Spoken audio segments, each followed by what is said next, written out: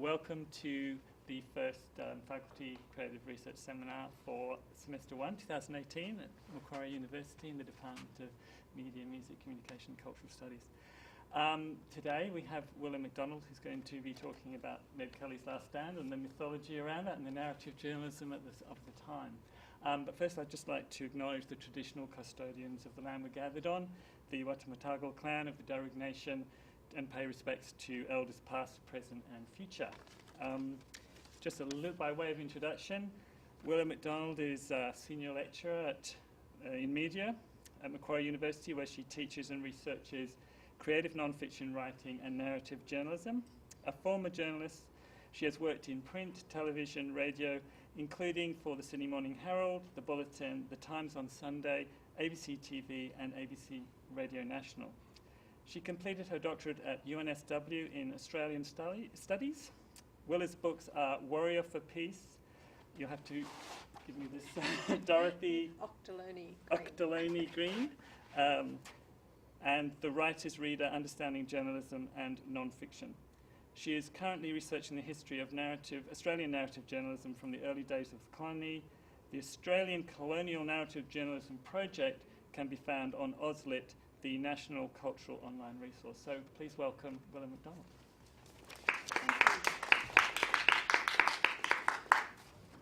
I think I've probably made this too long, so I'll try and pull off a combination of reading and talking rather than just read it to you.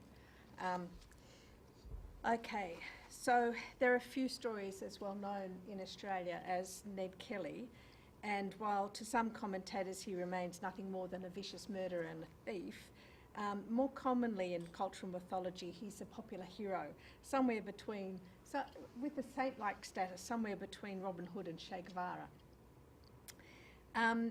Kelly's become a powerful symbol for a range of ideas, from a masculinist ideal of freedom in a lawless frontier to a heroic champion of the underdog, a brave rebel against Protestant and British authority, and a political agitator for a republic in northeastern Victoria in the shadow of the Eureka Stockade.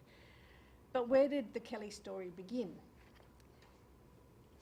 So, in 1880, 4 Melbourne journalists travelled on the police station to Glenrowan to cover the intended capture of the Kelly gang that would later lead to Kelly's hanging.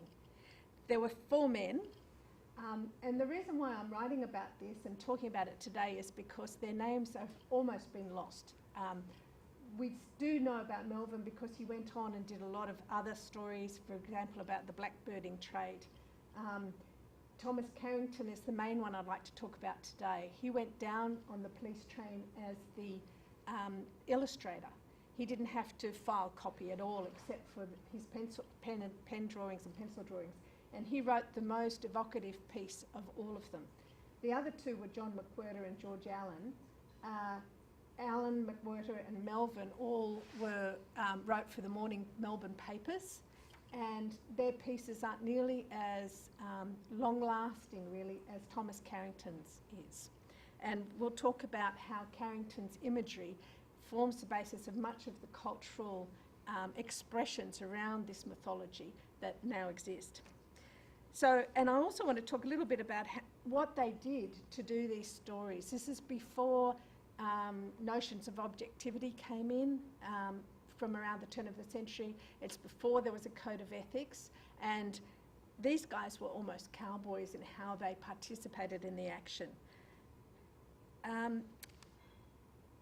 Proving the truth of the expression journalism is the first draft of history, their descriptions of the helmeted ghostly figure emerging from the morning mist, guns blazing, lie at the heart of all the artworks creating the legend of the bushranger, from Australia's first feature-length film, The Story of the Kelly Gang, which I'm going to show you in a moment, to Sidney Nolan's paintings in 1946-47, Mick Jagger's wooden portrayal of Ned Kelly in the first colour film about Kelly in 1970, to Peter Carey's Booker Prize-winning novel, and so on. Central to the Kelly legend is the story of his final clash with police, clad in homemade armour and appearing ghost-like from the early morning mist. This is a shortened version of what Carrington wrote in his piece that he filed 5 days after the siege.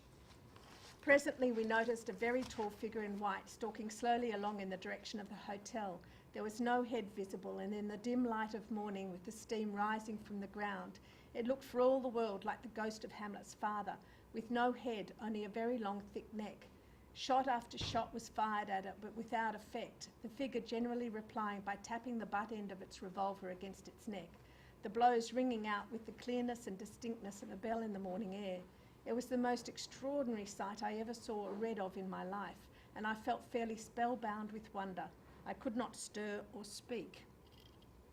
This is one of his drawings of the event itself. Okay, I'm just going to leave this film running. It's apparently the first feature film made, and I'll talk a bit more about that later.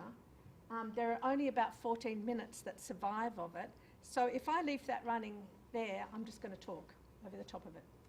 So, the siege conducted by Kelly and his gang took place in Anne Jones Hotel opposite the Glenrowan railway station in Victoria. It began on Sunday the 27th of June 1880 as a deliberate strategy to strike at the police. The plan had begun the night before with the murder of Aaron Sherritt, a friend turned police informer. I mean, you couldn't be worse in their eyes. Besides retribution, the immediate intention behind the murder was to draw out the police, and the Kelly gang correctly guessed the police would come by train to find them, capture them. Their plan was to derail the train and kill all on board, and the larger scheme was to enrol armed sympathisers in a fight for a republic in what became known as Kelly country. As Ned Kelly's plan failed and the events of his last stand unfolded, the reporters observed, recorded and recounted the story to their readers. Their eyewitness accounts kept Australia spellbound long after the siege came to a close and laid the groundwork for Kelly's unique standing in modern Australian mythology. So I'll just define narrative journalism just briefly. It's the subject of growing academic reflection and debate, but for our purposes it's sufficient to define it as a factual account written using literary techniques, or the techniques usually associated with imaginative writing, such as characterisation, scenes, setting and dialogue. And the best of this type of journalism has a sharp narrative edge along with a strong sense of immediacy based on the writer's immersion in the events being written about. Now, the journalists at Glenrowan were not only immersed, they were deeply involved in the police action. If you could choose a modern term to apply, it would be embedded. The four men were purposely chosen for the job. We know from Carrington's article that they received personal handwritten invitations to join the police train, which had been hurriedly put together. We don't know who it was. He doesn't say who it was. It's never been discovered who issued the invitations. But you can assume it was senior police, the organisers of the train, as well as the action against the bushrangers, which it was expecting. So they were expecting at least neutral, if not favourable, coverage. The reporters were all really well chosen in that they leapt into this with alacrity. All four were Scottish and English free settlers, most likely of Protestant background, unlikely to side with the bushrangers on religious or socio-economic grounds. They were capable, resourceful. They rose to the physical challenges of the siege, where they were forced to take active parts in the events simply because they were part of the police contingent. Sometimes their actions were driven by self-preservation. For example, as the train rattled at speed through the night to Glenrowan, the journalists realised their brightly lit carriage was a target. They were sitting ducks. But the only way to extinguish the lamps was to climb out of the moving train window and extinguish the lamp from outside, which J.D. Melvin did. To quote Carrington, in the pluckiest manner possible, Melvin climbed out through the window, pulled the lamp out of its hole and came back with it into the carriage. And because he was really an illustrator, he drew a picture for the Australasian sketcher, which I can show you later, captioned "Destruction of the Kelly Gang, interior of the press carriage in the special train." And it shows the pressman and a volunteer, Charles Rawlins, who joined the train in Benalla, huddled against the cold, the seat cushions barricading the windows, the retrieved lamp on the floor, and the dramatic silhouette of Melvin with drawn revolver dominating the foreground. The journalists willingly contributed their efforts to the police cause, and increasingly so as the night progressed. They had no choice. really. Superintendent Hare, who was in charge of the police action, was shot in the wrist. Carrington, with the help of the other journalists, bound the injury with a silk handkerchief, and they helped him to safety in a railway carriage, and off he went, leaving the police contingent leaderless. And this was despite ricocheting shot whistling and pinging about them, to quote Carrington again. They made a bodyguard for 2 women who came up on the police train. Why they were there, no one really knows. They managed this by first retrieving revolvers from the train and then taking up positions on the platform. When a woman with her young baby escaped from the hotel, because the Kelly gang took a large number of hostages in the hotel, in the pub, she escaped with her baby, and the journalists helped guide her to a train compartment. There they participated in her interview for the first information available about the situation in the pub, the layout of the rooms, the number of hostages held, etc. So they joined with the police in doing the interviews.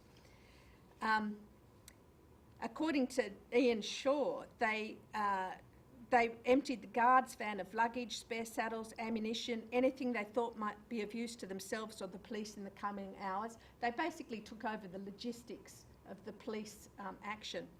They sorted ammunition that had been carelessly strewn across the platform and in the guards' van.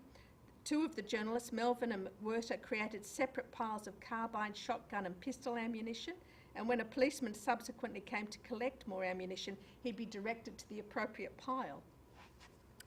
The police, in return, provided the journalists with information. For example, Senior Constable Kelly came to the platform to tell the journalists of the discovery of a quilted skull cap and rifle near a large pool of blood. They turned out to be Ned Kelly's. According to Kelly's biography in Jones, the bushranger was badly injured in the first skirmish, but left the inn to warn armed sympathisers who were gathering nearby after signal rockets had been misfired. He returned later to the hotel only to see his friend Joe Byrne killed by a bullet through the groin while he was reaching across the bar for a whiskey. Despite by this stage a large contingent of police, the cordon around the pub was incomplete, allowing Ned Kelly to leave a second time. He believed the remaining 2 gang members, his brother Dan and friend Steve Hart, were following. When he realised they weren't, Ned Kelly made a final return to the sea at daybreak to rescue them, famously clad in his unwieldy armour constructed from the mouldboards of ploughs. And when these stories were written, it wasn't lost on the general public the difference between the police superintendent being shot in the wrist and being bundled out wrapped in a silk handkerchief, and Ned Kelly being mortally wounded and coming back to save his brother and his friend. When Kelly was shot, it was Melvin who helped carry him back to the station. The bushranger had lost a great deal of blood and was suffering from pain and shock. McWhirter cut away his boots, and 2 of the reporters fetched hot water to warm Kelly's injured feet. After his wounds were assessed by a doctor, the journalists were basically allowed to join the police in all the subsequent interviews, which was really interesting. The sight of the bushranger was startling. Although Melvin's description of Kelly is almost perfunctory, he just described him as a man dressed in a long grey overcoat wearing an iron mask. You've read the Carrington one, and it's very evocative. Those of the other 3 refer at length to the apparently inhuman nature of the figure approaching them. McWhirter noted that Kelly laughed derisively at his opponents as he coolly returned the fire, fighting only with a revolver. It appeared he was a fiend with a charmed life. Allen and Carrington both included their personal reactions in their stories. Allen said the stature of the intruder made him feel that some unknown demon was let loose for evil. They also couldn't help but show admiration for Ned Kelly's courage. I won't read all of it because it'll go on too long. And what's worth noting about that is this is before the requirement of objectivity came in a bit later, closer to the turn of the century. They were fully involving themselves in the story, writing subjectively, doing a lot of the things we would like our students to do now. The journalists weren't the only ones momentarily confused by the strange figure appearing through the mist. The police fired ineffectually at Kelly until they realised they could bring him down by shooting his unprotected limbs. In the interim, the pressmen continued to be drawn into the action as extensions of the police force. After Dan Kelly opened fire from his position in the hotel following the felling of his brother, Allen took Senior Constable Kelly's rifle and filled his position behind a tree to provide cover for the police who were attending to Ned Kelly. He said, "I wanted to understand how the firing was going on." And he wanted to understand that partly, I'm sure, out of cowboy-ishness, but partly for the story. He wanted to know. Carrington also entered the gunfight, joining the police in raking the pub with bullets after the final group of hostages was released. When the shooting stopped in the early afternoon, the journalists took advantage of the interlude to make notes, and they would have used pencils and notebooks and shorthand, and they conducted interviews. Carrington used the time to make sketches. The silence was broken when the pub was set alight to flush out the remaining bushrangers. Quote, "Smoke was seen coming out of the roof of the hotel and flames were discerned through the front window on the western side. A light westerly wind was blowing at the time and this carried the flame from the straw underneath the wall and into the house. And as the building was lined with calico, the fire spread rapidly. Still no sign of life appeared in the buildings. The roof of the hotel collapsed at 3:15, approximately 12 hours after the police special train arrived in Glenrowan. The charred bodies of Dan Kelly and Steve Hart, believed to have died before the fire started, would be found in the ashes, as would Burns. It's worth noting that at the time the police set fire to the pub, they didn't know if people were alive or not inside. So a little bit about the reach of the stories and why this is important.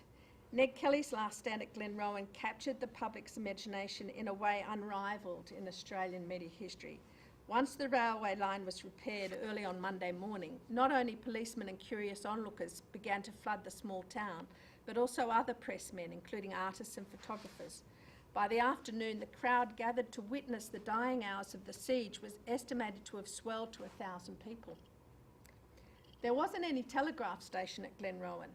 The main telegraph line to the northeast ran past the railway station. Beechworth's acting postmaster, H.E. Cheshire, travelled to Glenrowan with the police enforcements. Cheshire had the line cut, then spliced in an extension and connected a small portable telegraph key. In this way, he set up a temporary telegraph office in a spare room at the Glenrowan station, and that opened up a direct link to Melbourne and Sydney for the journalists to send their stories through. Throughout the following hours, reporters would send around 90,000 words of copy on this one telegraph machine to the Sydney newspapers. About 18,000 of that went to the editors of the. About 18,000 went to the editors of the Melbourne newspapers. The main papers reporting the siege ran special editions to cover the updates that were arriving over the telegraph. On the Monday of the Glenrowan siege, business appeared to be suspended while crowds blocked the streets outside the offices of Melbourne's 4 daily newspapers, halting traffic. According to the Melbourne Daily Telegraph, immediately upon the news being posted, the footway and far into the street was the scene of a heaving, struggling mass of people, all clamorous for slips containing the news. The ordinary run of business was almost entirely suspended throughout the day. The city literally gave itself up to the discussion of the deeds and doings of the Kellys and the police, nor did the excitement cease with dusk. Eager readers, those who had only just broke loose from the counting house, the shop or the factory, were to be seen in groups underneath the street lamps and at shop windows scanning the extras, and some men, still more anxious for news, were to be seen with lighted matches endeavouring to gather at a glance the slips posted in front of the newspaper offices. The Age and the Argus both published 5 special editions that came out every 2 to 3 hours throughout the afternoon and late into the night. They were 2 to 4 pages long, continuing the latest news. At that time, the Age, which cost a penny, had a circulation of 30,000. The Argus cost threepence and had a circulation of 20,000. The interest in the Kelly gang's capture was so great that over 100,000 copies of the special editions were sold, in addition to the newspaper's normal circulation. To put this in perspective, Melbourne's entire population at the time, men, women and children, was only 250,000. Okay, so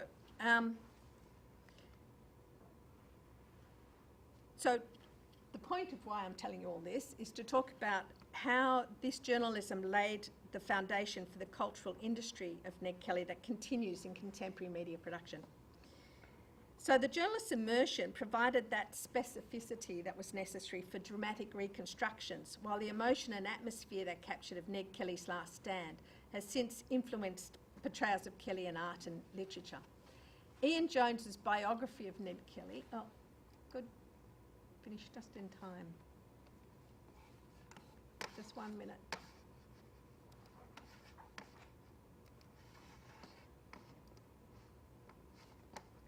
So, wait a minute. I'll show you those pictures later, but I'll just flip to... there. Ian Jones' biography, Ned Kelly, A Short Life, has been one of the most influential sources of information for modern interpreters of the Kelly legend. Jones highlights in it the importance of Thomas Carrington's account of Kelly's last stand, which was first published in the Australasian nearly a week after the siege. Jones so valued Carrington's narrative that in 2003 he edited a mini book of Carrington's piece plus some contextual information. Perhaps Carrington was helped by his artistic eye or the fact that he was not under pressure to provide extensive written news reports on the spot via telegraph as the other journalists were, but his work took a more writerly approach and has arguably left a greater legacy. Okay. As Jones notes in the mini-book, Carrington as a cartoonist for Punch played a major role in creating the public persona of Ned Kelly in the years leading up to the siege, and he gave him credibility as a political figure in the minds of the reading public. In one cartoon, when the radical Premier Graham Berry led an embassy to London to demand reform of Victoria's constitution, Carrington penned a cartoon showing Ned Kelly occupying the Premier's vacant chair. Another showed Ned reprimanding the Attorney-General, Sir Brian O'Loughlin, while promoting his image as a defender of the poor and a champion of democracy. These and other cartoons conveyed the message to the public, but not only to the public, but to Kelly himself, that he was a leader with the high moral ground in a colony riven by conflict between radicals and conservatives, selectors and squatters. Okay, so Carrington's influence can be seen from even the earliest cultural productions. So you've just watched the entire film, or all that's left of this film, the story of the Kelly Gang, which premiered at the Athenaeum Hall in Melbourne in 1906. It was advertised as the sensation of the year. It's credited as the world's first feature film, and it's been inscribed on UNESCO's International Memory of the World Register. That was in 2007. It was restored by the Australian National Film and Sound Archive. In it, as you've seen, Kelly shoots at police in his now iconic armour, then collapses by a dead trunk on the ground, surrounded by police. And that scene is strikingly similar to that originally described by Carrington. Not all the film's details were accurate. A reviewer for the Argus at the time of the film's release criticised the producers for failing to dress Kelly in the clothes originally described by Carrington.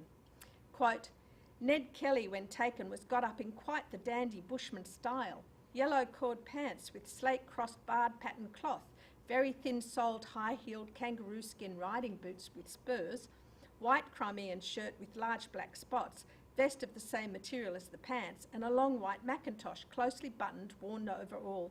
These items could easily have been followed.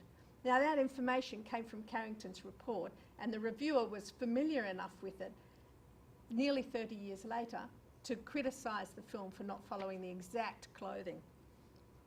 The movie's international success encouraged a bushranger genre in film, beginning with its own release. Then, a decade later, saw the release of the first of 3 Kelly films, all made by the English filmmaker Harry Southwell. Sorry, that's just to show you that. Oh, you can't see that. That's a still from the film, and that's Carrington's illustration, and the larger picture shows him with his foot on that log. You know, they've tried to do it fairly closely. Okay. There were 3 films made by the English filmmaker Harry Southwell, who's remembered for making cheap, exploitative and bad movies, to quote. Those films and their various re-releases were followed by the 1951 film The Glen Rowan Affair, which starred the footballer Ben Chitty. It was full of historical errors. Again, such was the audience's acquaintance with the Ned Kelly legend that the film was panned as inaccurate against public knowledge of how the siege actually unfolded. And that shows the cultural investment of the public in Kelly's story.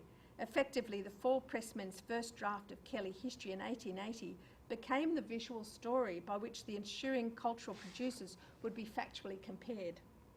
In 1942, Douglas Stewart wrote Ned Kelly, a play adapted in 1960 by director Will Sterling, while in 1963 a television film called Ballad for One Gun was made for the Australian Broadcasting Commission, as it was then known, starring John Bell.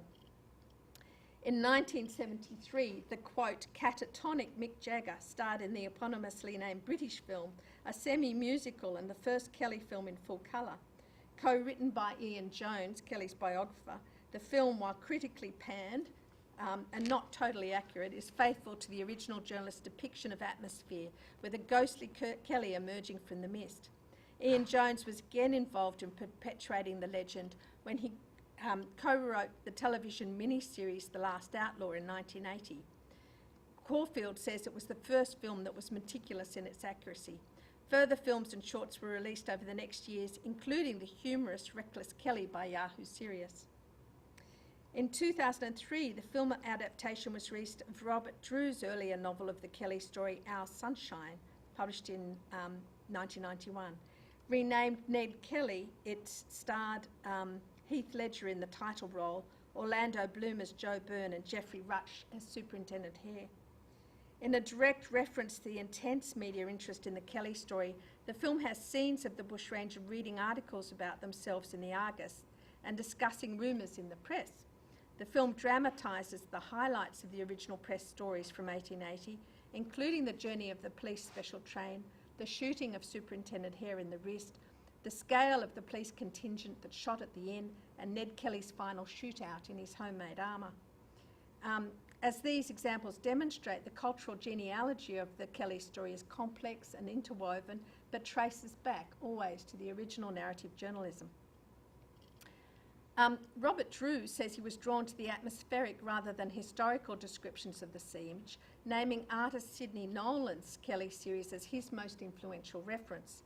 The Kelly series has been described as among the greatest sequences of Australian painting of the 20th century. Nolan has also influenced artist Adam Cullen's contemporary art series of the Bushranger. Further, Cullen referred to Keith McMenamin's book, The Ned Kelly Authentic Illustrated History, which republished extracts from Melvin's and Carrington's original stories of the siege. Nolan was first drawn to the Kelly story. I won't go on about that because I think you get the gist. But basically, Nolan's paintings transformed the words of the 1880 journalist into visual art. In his painting in Glen Rowan, 1946, I don't know that he has a whole series of the Glen Rowan paintings, and I wasn't sure which were which, but I know that in this particular painting, Nolan portrayed Kelly in his armour, looming over the bush and policemen with the trunk at his feet and the inn in the background.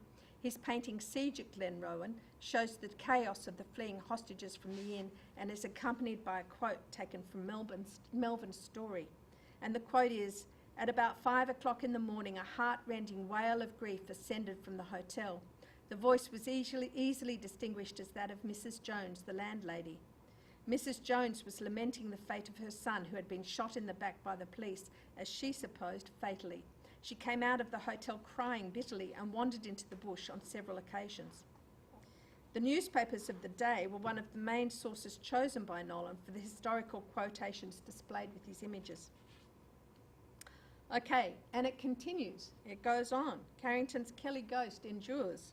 When Ned Kelly emerged from the morning mist at Glen Rowan in 1880, both George Allen and Tom Carrington likened the apparition to the ghost of Hamlet's father, but it's Carrington's version of the scene that continues. His words continue to resonate, for example, in Peter Carey's True History of the Kelly Gang.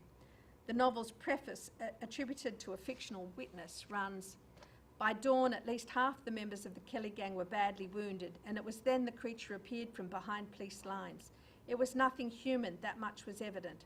It had no head, but a very long, thick neck, and an immense chest, and it walked with a slow, ungainly gait directly into the hail of bullets. Shot after shot was fired without effect, and the figure continued to advance on the police, stopping every now and again to move its headless neck slowly and mechanically round. And it goes on, talking about the hammering of the butt of the revolver against its neck and the sound ringing out through the bush. It's almost identical to Carrington's account. Kerry's fictional witness then recounts when Kelly was shot in the legs.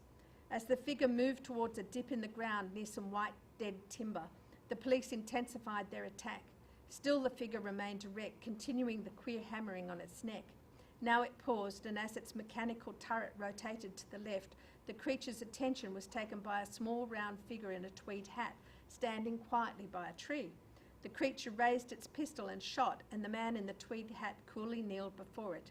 He then raised his shotgun and fired 2 shots in quick succession. "My legs, you mongrel." The figure reeled and staggered like a drunken man, and in a few moments fell near the dead timber. Moments later, a crude steel helmet was ripped from the shoulders of a falling man. Now that's Carey's account. This is Carrington's original account. Presently, the figure moved towards a dip in the ground near to some white dead timber, and more men coming up the firing got warmer. Still the figure kept erect, tapping its neck and using its weapon on its assailants. At this moment, I noticed a man in a small round tweed hat stealing up on the left of the figure, and when within about 30 paces of it, firing low 2 shots in quick succession. The figure staggered and reeled like a drunken man, and in a few moments afterwards fell near the dead timber. The spell was then broken, and we all rushed forward to see who and what our ghostly antagonist was. Quicker than I can write it, we were upon him. The iron mask was torn off, and there, in the broad light of day, were the features of the veritable bloodthirsty Ned Kelly himself. Not quite as restrained as Carey's, but almost identical. Carey's preface contains similarities to Melvin's Argus report about the siege. Carey's witness writes, "Moments later, a crude steel helmet like a bucket was ripped from the shoulders of a fallen man. It was Ned Kelly, a wild beast, brought to bay." Melvin, in his original story, wrote of the final shots. His first shot of that kind made Ned stagger, and the second brought him to the ground. The outlaw howled like a wild beast brought to bay. In 2013, popular biographer Peter Fitzsimons novelised a dramatic reconstruction of the siege, closely following the journalist's accounts, including Melvin as a character in the drama and directly quoting Carrington. His book is now being turned into an 8-part series for Channel 9. There's also a new movie coming out starring George Mackay in the title role with Russell Crowe in the cast. So just finally, Ned Kelly is just that ghostly apparition that never dies. It's interesting to speculate what those early journalists would think of just where their words have ended up and how much they've triggered in terms of our cultural mythology, and how their words have been used to create art that speaks back to our culture now. That's it.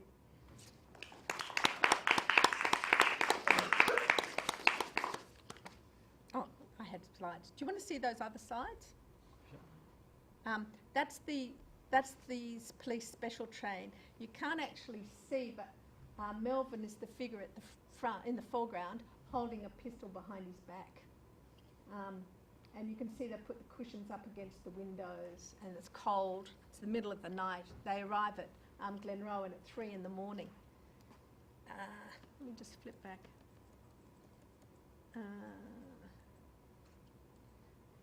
So that's Kelly. But some of the pictures of him don't have him with a beard. He had a huge reward on his head. The picture on the left is also him without the beard. 2 versions of him. That's one of Carrington's illustrations, which were pretty fine. Here's one of Kelly having been shot, and the next one of him lying wounded in the station.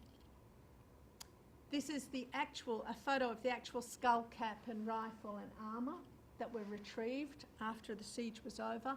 The skull cap was Kelly's, and one of the reasons he may have been banging that pistol may have been pain because he'd been wounded in the head, or it just may have been rage. You know, it's interesting. This is just to show you some of the illustrations.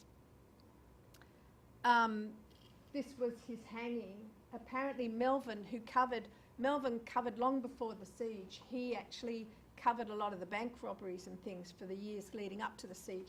And he covered the trial of Kelly all the way through and covered the hanging. And they say that when Kelly was hanged, Melvin climbed up onto the scaffold, whatever you call it, and shook his hand before he was hanged. Yeah. That's it. Thank you. Thank you so much. Okay. The series continues. So thank you so much, Willa, for such an intricate and beautifully researched paper. The series continues through the semester. Everything from thrash metal, research in comic form, and JMS's grave relations. So, I was going to say hello, John. hi. So stay tuned. Okay, Thank bye. you.